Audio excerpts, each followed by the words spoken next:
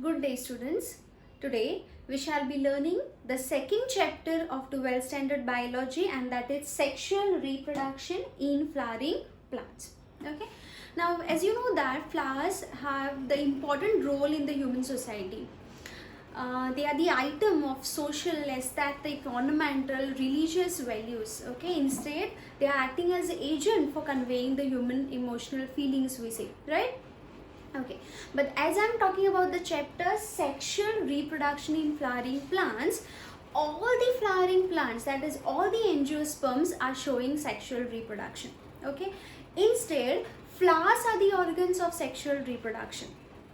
Okay, now you must be knowing that when I'm talking about sexual reproduction, obviously there should be gametes. Okay, so male gamete should be there, female gamete, and then the fusion of these gametes are involved. So male gamete fuses, and as a result it forms zygote. Everyone knows that. Then zygote develops into embryo, and further that embryo which is developing in the ovule, that will form a seed. An entire ovary germinates, or entire ovary forms into fruit. Okay, and then when the seed germinate, it will give rise to new plant. All these things we have already talked in the last previous video, right? So here in this chapter we are focusing only on the sexual reproduction in the flowering plants. Okay, so let me tell you all, let me just brief you all the parts of flower. You have already learned this in your lower classes, so I'll just tell you all this. Okay, you can see this green color, yeah, that is calyx, we say, right? Or we can say it is sepals. Then these are the colorful petals, or corolla, we say. Okay, then important part for sexual reproduction. Okay, what you can see, this thing, okay, pink color things, what you can see right now here is the stigma. Okay, then there is long stigma. Down to this is there is stalk, right? Stigma, style, and ovary, right? Whereas here you can see this yellow color thing. Right now I'm touching this yellow color thing is the stamens, we see, right? So stigma, okay, then style, and then down inside there is ovary. Right now I'm not opening, but everyone knows this, right? So this is the female reproductive organ, we say stigma, style, and ovary is the female reproductive organ, we say gynoecium for this. Whereas this yellow color, that is, okay, what we can see, this is anther. Okay, this is anther. Then anther, filament, or stamen, that entire structure we call it as stamen, or we can say it as androecium. So androecium is male reproductive part and gynoecium is the female reproductive part. Everyone knows that. So gynoecium will include carpel or pistil having that stigma, and this yellow color is the stamen, we say. Okay, and stamen will have anther, right? So this is a general thing about the flower. We say that normally in sexual reproduction, petals and this calyx or sepals are not involved in the sexual reproduction. So they are non-essential organs of sexual reproduction.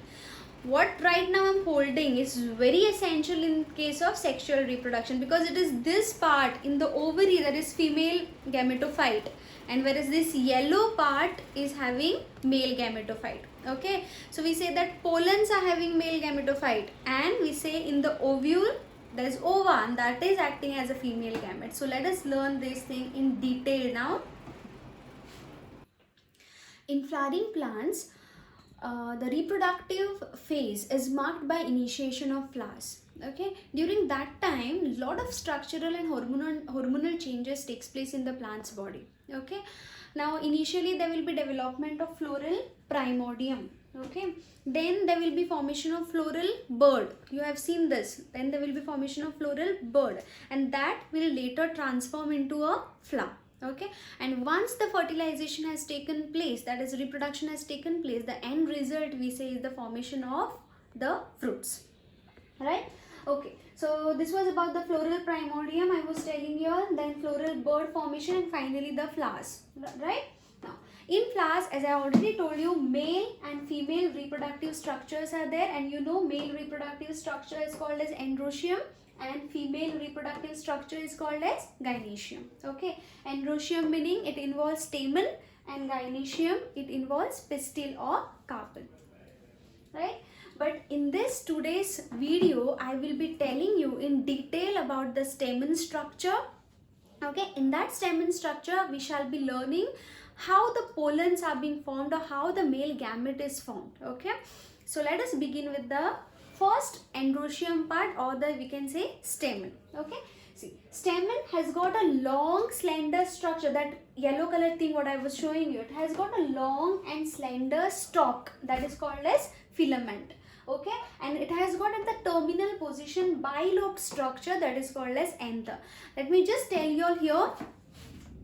Okay, as I was telling you about stamen, stamen has long slender structure, okay, that is called as filament. Okay, and then terminally it has got a two lobe like structure. See here, one lobe and second lobe. Okay, so these lobes are called as anther. We say bilobed anther. Why bi? Because there are two lobes. Okay, that's why it is called as bilobed anther. And here at this position, terminally it has got the bilobed anther, and here at the end region of this, it is attached to the petal of the flower or thalamus of the flower, we say. Okay, now next, number of stamen varies. Obviously there are different floral patterns in this universe. We see there are different flowers. Obviously the number of stamens will be vary. It can be 1, it can be 2, it can be n numbers, goes to many also. Okay, okay, there's one more picture showing you all the stamen. See, you can see this one lobe and second lobe over here. So bilobed anther, and you can see this white color, that is filament. Okay, so this is one more picture showing the stamen to you all. Okay, now see here again. Now each lobe, there are two lobes I told you. Each lobe itself is having one more lobe. Okay, I can say each lobe itself is having two compartments. Okay, I just show you all the picture here. So for example, this is one lobe and this is the second lobe. Okay, now each lobe itself is having one more compartment like this. Okay, since each lobe itself is having two compartments. Okay, so these compartment, this one compartment, this is another compartment, these are called as theca. Okay, and since each lobe is having two theca, particular anther is said as dithecous anther. Is this clear to you all? See, I'm telling you all here, bilobed anther is each lobe is having two theca, two compartments, and that's why the anther is referred as dithecous anther. So two theca, that's why it is called as dithecous anther. Remember this, each lobe, but anther is having two lobes. Remember this thing. Okay, so then theca. Here, this theca are separated. This theca are separated by longitudinal groove over here. What I have drawn here is longitudinal groove, you can see, or connecting tissue which is connecting both this theca. Okay. Now if I'm taking the, just see here, if I'm taking the cross section of this particular anther, okay, if I'm taking the cross section, somewhat structure I will be getting like a tetragonal structure, somewhat like this.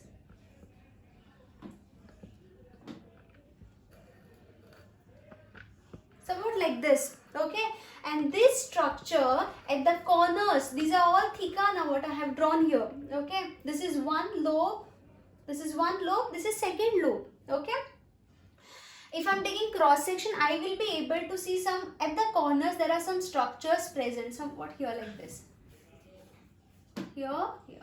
Okay, and these structures are called as this, what I have drawn here, round color round structures. These round structures are called as microsporangia. They are called as microsporangia. Okay, and that microsporangia will further develop into a pollen sac.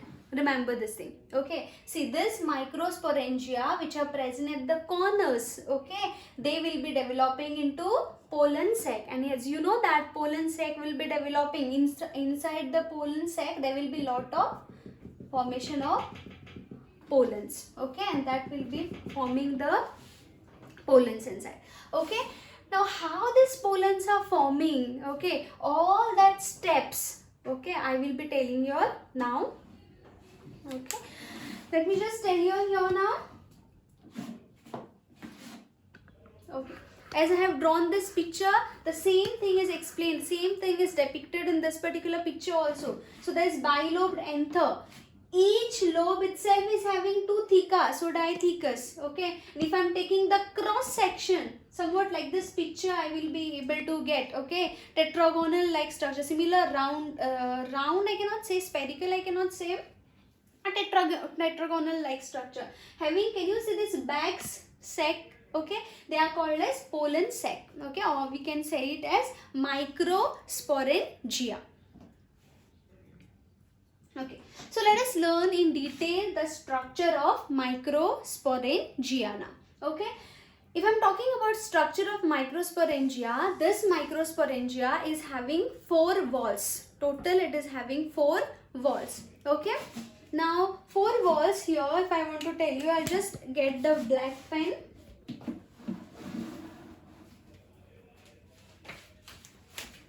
Okay, see, this is one layer, black one, this is one layer. Okay, then there is one more layer here. If I am telling you the detailed part of this portion only, there is one more layer here. Okay, then there will be one more layer. Okay, and finally there will be inside. Okay, finally there will be pollen sac. So I will tell you in detail the layers of this. Okay, always if you remember, I used to tell you the layer which is present outside. Okay, always outside. Outside meaning epi we say, and inside meaning we see endo. Okay, so remember like this, the outermost layer, okay, outermost layer of this anther or outermost layer of this microsporangia is referred as epidermis. I'll just tell you this, the outermost layer is called as epidermis. Then this second layer, okay, the second layer is endothecium. The second layer is called as endothecium. Then there are 2 to 3 layers. That's why I have drawn like this, 2 to 3 layers. Okay, and these 2 to 3 layers are called as middle layers. Okay, and finally there's one more layer. Okay, only one layer like this, and that layer is called as tapetum. Now I will just tell you here. As I told you, microsporangium is surrounded by 4 wall layers. The outermost layer is called as epidermis. Then next to that layer is endothecium. Then 2 or 3 middle layers, and finally there is tapetum. Okay, now epidermis, endothecium and middle layers are always helpful in giving protection to the pollen sac which are present inside. Okay, just see here, epidermis, endothecium, middle layers and tapetum. Okay, but all these 3 layers, first, second and these third layers, okay, all these 3 layers are giving protection to the developing pollen inside. Okay, so this gives protection. Not only protection, it also helps in rupturing the anther. Okay, when the pollens are formed, when the anther is matured, we say. Now at the time of pollen release, okay, pollens have matured, pollens has to release, no, that time this particular 3 walls, okay, epidermis, endothecium and this middle layers helps in dehiscence of anther. What is dehiscence? Is nothing but rupturing the anther. Okay, and whereas this 4th layer, that is, I told you, it is called as tapetum. Tapetum is always giving nourishment to the developing pollens inside. Remember this thing. Okay, so I told you the functions also. Now okay, this one more picture which will be telling you all more in detail. As I told you, see, outermost is epidermis. Okay, next layer is endothecium. Okay, then next 1, 2, here only 2 layers are there. Okay, so it can be different, it is different from different flowering plants. Okay, here only 2 layers, these are middle layers we see. Okay, so epidermis, endothecium, middle layers, and then there is what you can see, this is tapetum. I told you these 3 layers, okay, 1, 2 and 3, these are giving protection as well as dehiscence of the anther, and tapetum layer. This tapetum layer is giving nourishment to the developing pollens inside. So obviously it should give nourishment to the developing pollens inside, right? So it should give nourishment. So nourishment means it should have the dense cytoplasm with many nuclei. Remember, since it is giving nourishment, the tapetum cells are very dense. It is having very dense cytoplasm and have got a many nuclei in particular single cell. Okay, all these things I have explained to you. Now remaining portion is the middle one. So what is there in the center then? Okay, see, I told you all this particular part I showed you, epidermis, endothelium, middle layers I told you, tapetum also I told you. Now comes here, what is present at the center? Okay, at the center there are the cells present, and these cells are called as, entire cells are called as sporogenous tissue. Okay, entire these cells, okay, these are called as sporogenous tissue. Okay, now what sporogenous tissue consists of? Remember, sporogenous tissue, the sporogenous tissue consists of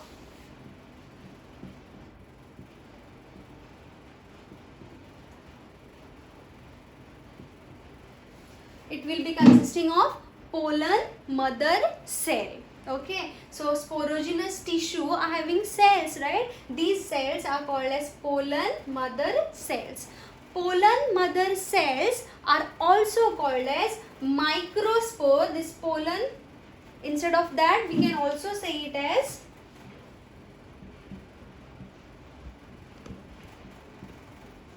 it is also called as microspore mother cells. Okay, it's one and the same.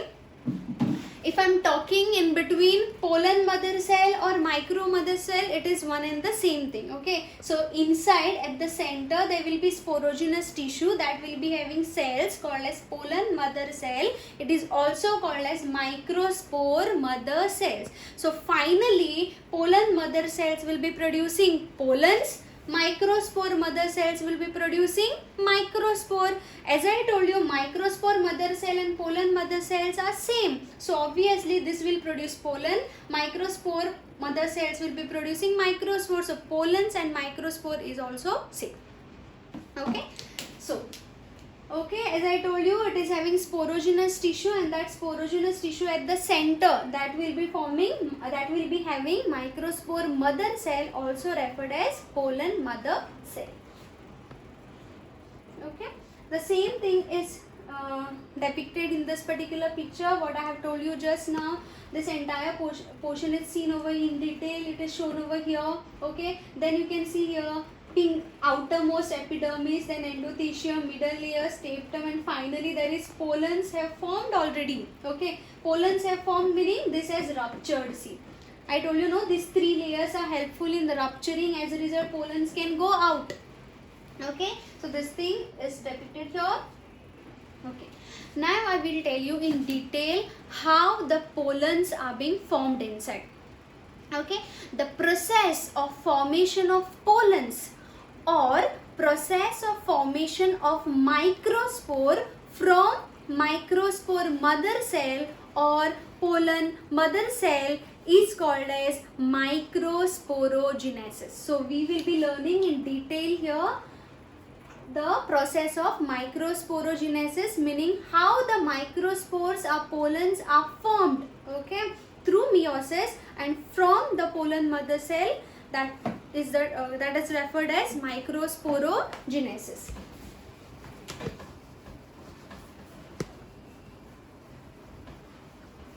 Okay, so just focus over here. Imagine there is pollen mother cell, or you can say it as microspore mother cell, one and the same thing. Okay, now this pollen mother cell or microspore mother cell, usually they are diploid. Diploid meaning everyone knows 2n number of chromosomes. Okay, they are diploid. Now you know that gametes are haploid. So from diploid to haploid, so what should happen? Which division it should take place? There will be meiosis. Okay, So pollen mother cell is undergoing the process, undergoing the division that is referred as meiosis. Okay, so it will form meiosis now. Now meiosis, at the end of meiosis, you must be knowing or always what happens, there are 4 daughter cells produced now. So what happens over here, it will be producing a daughter cell, but that daughter cells will be having, here there will be one nuclei, okay, but that one nuclei will be undergoing meiotic division, and that will be forming how many cells? 4 daughter cells, okay, and these 4 daughter cells, this each cell, okay, are nothing but they are pollens, or they are microspore, we can say. But here they are not living as a separate individual pollens, okay. This is the intermediate stage. Leading into final, there is a pollen, right? But there is intermediate stage wherein all 4 cells are together and they are haploid. Remember, these all are haploid now. They were diploid. Mother cells were diploid and these are haploid. But this stage is called as, this 4 together, this stage is called as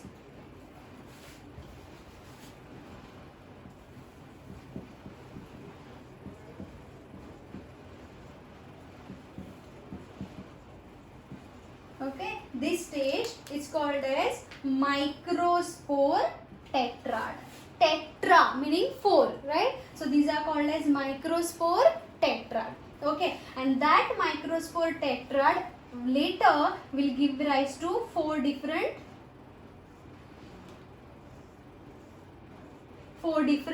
pollens. Okay, so 4 different pollens, or you can say 4 different microspores. Remember this thing. Okay, now one more thing.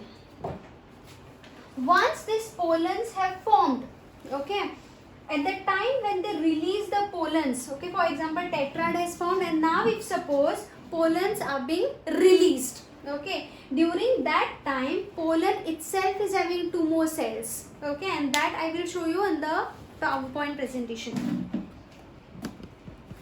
Okay, so first I will just brief you all what I have explained you here. As I told you, the pollen mother cell or microspore mother cell undergoes meiotic division, and that will be forming microspore tetrad, 4 cells, okay, and the process of formation of microspores from pollen mother cell or microspore mother cell through meiosis, remember this process is called as microsporogenesis. Okay, genesis meaning formation of microspore. Okay, see here I told you this picture also. Okay, microspore tetrad, how these are tetrad which have been formed over here. Okay, so this is initially the tetrad. Now from the tetrad what happens is one cell, this is telling you only one cell. Okay, so like this 4 cells will be separated. Okay, now this one cell will be forming. Now when this 4 cells are being released, okay, during that time what happens, these pollens are undergoing maturation phase. Okay, one nuclei is undergoing mitotic division. Okay, so obviously it undergoes mitotic division. So from one nuclei there will be 2 nuclei. See, you can see here in this particular picture, there was one nuclei initially, but now there are 2 nuclei. Okay, and there will be separation of the cells. They will be not living as an individual cell itself. In one single cell itself there will be 2 cells. Okay, and these 2 cells are referred as vegetative. This bigger one, bigger portion, okay, is called as vegetative cell, and this is called as generative cell. Remember this thing. Okay, one pollen, okay, you can say from the tetrad, the cell which is being released, that nuclei itself is undergoing mitotic division and forming 2 nuclei, and that will result into formation of 2 cells within a main cell, we can see. Okay, and the major portion of the cell is called as vegetative cell, and the smaller portion is called as generative cell. We say that 60% of the flowering phase, okay, or 60% of the flowering plants during this particular phase, one vegetative, one generative, during this particular phase pollens are released. Okay, but remaining plants, what happens, you know, the generative cell itself undergoes mitotic division, and then so obviously what happens, it this undergoes mitotic division. So in the generative cells there are two nuclei again, and during this stage, so you can say triploid. Okay, one will be vegetative and two will be generative cell. During that phase also the pollens are being released. So that is different plants will show different types of pattern in the release of the pollens. Okay. As I told you all this thing, as anther matures, dehydrates, microspore will be dissociating from each other, and finally it will be developing a pollen grain. Okay, so pollen grain will be having male gametophyte. That is, the male gametophyte is always present in the, remember, in the generative cell. Now you must be wondering what is the purpose of vegetative cell then? Vegetative cell is always helpful in production of pollen tube. Okay, now that you have learned in the previous classes, right? In the lower classes especially, when the pollen comes and sits on the stigma, okay, when it sits on the stigma, there will be generation of pollen tube, and that to form pollen tube, the vegetative cell helps. Okay, and then the generative cell will be having two, as I told you, generative cell, the nuclei of the generative cell itself undergoes mitotic division, so forming two nuclei. So remember, pollens has two male gametophyte. So because pollens have two male gametes, pollens generative cell is having two nuclei. Okay, so pollen tube will be forming, and that there will be two nuclei which will be going inside that pollen tube, and the fertilization will take place. Okay. So I'll tell you something in detail about pollens now. Pollens are more or less spherical in structure. Actually there are different shapes, but if we talk about range, they are more or less spherical in structure. They are around 20 to 50 micrometer. Just imagine they are 20 to 50 micrometers in diameter. Okay. Now pollen itself is having two layers. Okay. Pollen is having two layers. I will tell you on the board here.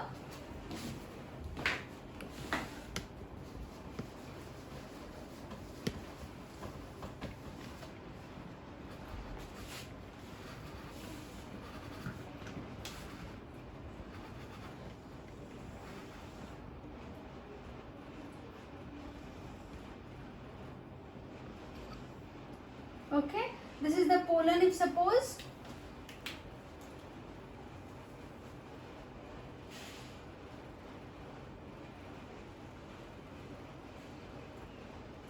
this is vegetative cell, this is generative cell. I told you generative cell itself is having two nuclei, vegetative cell is having one nuclei. But I am telling you all here the structure of pollen.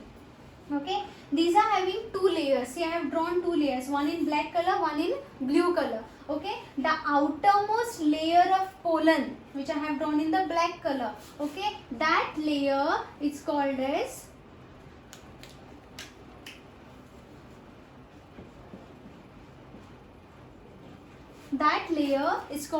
exine. Okay, and this blue color, inner layer, eggs meaning outside. Okay, and this inner layer is called as intine. Remember this thing. Okay, the outer layer is called as exine, inner layer is called as intine. Outer layer exine is made up of one material, okay, and that material is called as sporopollenin. Okay, the outer layer, which is exine, is made up of sporopollenin, and it is because of sporopollenin the pollens can be stored as fossils also. Okay, because this pollen, this sporopollenin cannot be easily digested, they cannot be easily degraded. Because of that, pollens can be stored for thousands of years also. Pollens cannot be degraded by using some acids also, alkali also, because of sporopollenin. They can withstand any temperature, okay, because of sporopollenin. As I told you, they can be stored as fossils also because of this sporopollenin, because it is very hard. Okay. Then moving to intine. Okay, intine is normally made up of cellulose. Okay, they are made up of cellulose or pectin. Okay, Then as I told you, entire there is exine, which is made up of sporopollenin, but somewhere there will be a gap. Okay, through that gap there will be aeration which will be taking place, or through that gap the pollen tube will be forming, and there the gap, or there the portion where the sporopollenin is absent, that is called as germ pore. Okay, so germ pore where there is no sporopollenin is absent. Then as I told you, vegetative cell is always bigger, which is giving abundant food reserve, it is having large nuclei, whereas generative cell is small, and that we can say it is floating in the vegetative cell. Okay, and generative cell itself is having 2 nuclei. See, one more picture is telling you all here, one vegetative cell, one generative cell. Right now here there is only one nuclei, but it can be forming, mitotic division will take place, and there will be 2 nuclei will be formed. Okay, all these things I told you, 60% of the angiosperm pollen grains are released at this 2 cell stage, but there are some wherein the male some generative cell divides mitotically. All these things I have told you. Okay, now again the thing comes over here, viability. Okay, once pollens are shed, they will be landing on the stigma. Okay, there are some pollens, they should not lose their viability. Okay, for example, viability is variable in different species. Okay, and that also depends sometimes on temperature, humidity. Rise and weight, these are some examples. The pollens lose their viability within 30 minutes. So within 30 minutes they should go and sit on the stigma, and there should be fertilization, otherwise they will lose their viability. Rosaceae family example is rose. Leguminosae, all the legumes. Pea example, you can say legumes, everyone knows. Solanaceae example is datura. Okay, they pollens have viability for months. Now, pollens can be stored in liquid nitrogen in the pollen banks around minus 196 degrees Celsius. Also, they can be stored. Okay. Now, pollen grains advantages. You must be knowing that some athletes, okay, in order to get energy, they are using pollens, because pollens have got a lot of proteins inside. Okay, so pollen consumption increases the performance of athletes, race horses. I told you there are sometimes pollen tablets or pollen syrups available, which will be acting as food supplements, and people are using it. Okay, pollen because pollens are rich in nutrients. These are the advantages. Let me tell you last about the disadvantages I have not given here. There are some disadvantages of pollen grains also. Some people are allergic to pollen grains, because you must have seen sometimes because of the pollens, because they feel pollens are if pollens are present in the air, okay, they are sneezing, coughing takes place, and sometimes it may lead to bronchi diseases also, asthma also, can say chronic diseases like asthma. Okay, bronchitis, this thing can also happen because of pollens. We say that Parthenium is one plant. Okay, it's actually a weed. That pollen is causing a lot of allergy. Sometimes itching also happens because of this types of pollens. Okay, so today in this particular video we have learned in detail about the stamen and the process microsporogenesis. If you have any questions, you can just drop your questions in the comment section, and subscribe my channel for the upcoming videos. Thank you.